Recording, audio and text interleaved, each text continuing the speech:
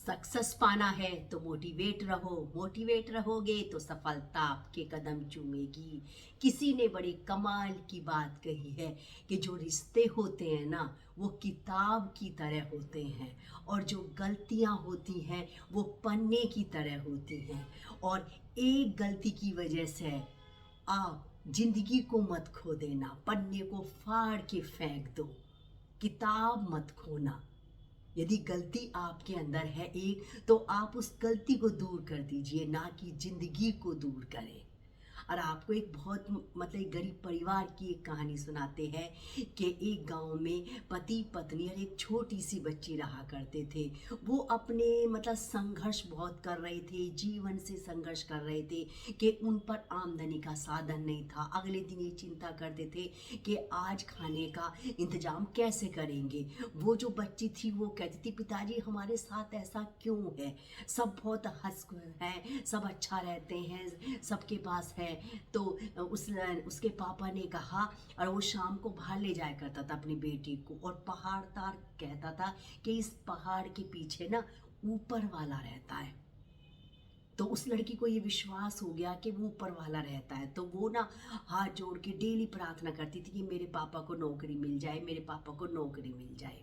और आखिरी एक दिन उसके पिताजी को सैनिक की नौकरी मिल गई। मिठाइयाँ बंटने लगी कि भाई सैनिक की नौकरी मिल गई। लेकिन वो बच्ची कहने लगी कि मैंने भगवान से मांगा तो मेरे पापा को सैनिक की नौकरी मिल गई, कोई परेशानी ना आ जाए। तो पिताजी उसके पापा ने कहा कि कोई बात नहीं, इसे कोई परेशानी नहीं आएगी, मैं तो राज्य की सेवा करूँगा। तो भाई कई साल उसने राज्य की सेवा करी। फिर किसी दूसरे राज्य ने आक्रमण कर दिया, तो फिर सबको लड़ने के लिए जाना पड़ा, और इसको भी जाना पड़ा। तो लड़की बहुत रोई, उसकी पत्नी भी रोई कि मैंने ये गलत तो नहीं मांग लिया। तो उसके पापा ने कहा कि नहीं भाई, मुझे इस राजा ने बहुत कुछ दिया है, और लेकिन मैं यदि मेरी जान भी चली जाए ना राज्य के लिए तो कोई बात नहीं। तो उसकी बेटी ने एक चिट्ठी दी और कहा कि जब तुम उस पहाड़ पर जाओगे ना, तो वहाँ जाके ऊपर वाले को मेरी चिट्ठी दे देना। तो उसने वो चिट्ठी रख ली, और जो टुकड़ी लड़ने के लिए जानी थी वो उसमें शामिल होकर पहाड़ की तरफ को चलने लगा। तो जो लास्ट वाला पोस्ट ऑफिस था ना, उसने सोचा कि देखो ऊपर वाला तो कोई है नहीं, तो उसने उसमें डाल दिया, ये लिख दिया कि मुझे माफ करना, ऊपर वाला यहाँ कोई नहीं है। उसने ये लिख दिया। और फिर ये खबर आई कि मतलब जैसे 1-2 महीने युद्ध चला तो सारे सैनिक खत्म हो गए, और गांव में खबर आई कि सारे सैनिक मारे गए हैं, उसमें उस लड़की के पिताजी भी खत्म हो गए। तो भैया खूब मतलब शोक का माहौल हो गया कि अब क्या होगा। वो लड़की अपने आप को ये कहने लगी कि मैंने ही मतलब मांगा था कि पापा की नौकरी लगे, और आज पापा इस तरह से नहीं रहे हैं। और ऐसे ही समय बीतता चला गया।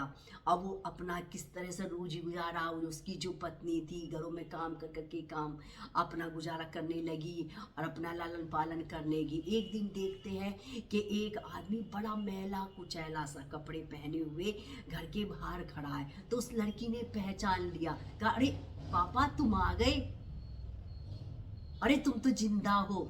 तो जब उसने कहा, उसके पिताजी ने कहा कि मुझे ना दुश्मनों के सैनिक पकड़ के ले गए, उन्होंने मुझे बहुत मारा पीटा, लेकिन कैसे बच करके मैं यहाँ आया हूँ। और जैसे ही वो ये बात कह रहा था ना, तभी पोस्टमैन वहाँ आया, और वो वही चिट्ठी लाया था जिस पर लिखा था कि मुझे माफ करना बेटी, ऊपर वाला कोई नहीं होता।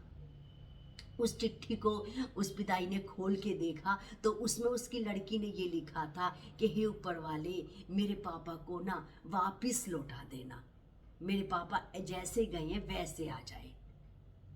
तब उसके पापा को इतना विश्वास हो गया कि वाकई ऊपर वाला है।